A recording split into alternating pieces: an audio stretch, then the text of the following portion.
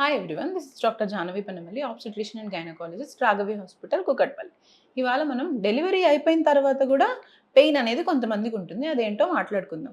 దీన్నే after pains అంటారు. Delivery తర్వాత వచ్చేదాన్ని ఆఫ్టర్ పెయిన్స్ అంటారు. ఇది ఎందుకొస్తుంది? ఎప్పుడొస్తుందో తెలుసుకుందాం.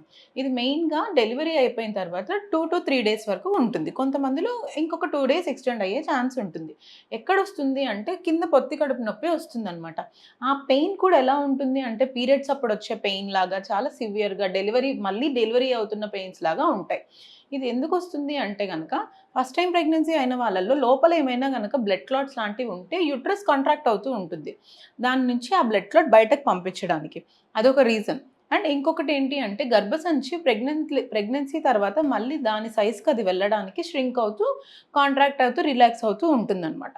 దానివల్ల పెయిన్స్ అనేవి వస్తాయి. ఈ పెయిన్ అనేది మెయిన్‌గా మోర్ థాన్ 1 ఆర్ 2 డెలివరీస్ అయిన వాళ్ళలో ఎక్కువగా ఉంటుంది. మల్టీపారస్ అంటాం. అండ్ బ్రెస్ట్ ఫీడింగ్ మదర్స్‌లో కూడా ఈ పెయిన్ కొంచెం ఎక్కువ ఉంటుంది. ఎందుకంటే బ్రెస్ట్ ఫీడ్ చేసే వాళ్ళలో ఆక్సిటోసిన్ అనే హార్మోన్ వస్తుంది. ఆ హార్మోన్ వల్ల యూట్రస్ కాంట్రాక్షన్స్ వస్తాయి. దానివల్ల కూడా కొంచెం పెయిన్ ఉండే ఛాన్స్ ఉంటుంది. దీని గురించి వరీ అవ్వాల్సిన అవసరం అయితే ఏమాత్రం లేదు. దీనికి కొంచెం హీట్ ప్యాక్ లాంటివి పెట్టుకున్నా, లేదంటే ఓవర్ ద కౌంటర్ డ్రగ్స్ దొరుకుతాయి. అవి తీసుకున్నా కూడా సరిపోతుంది.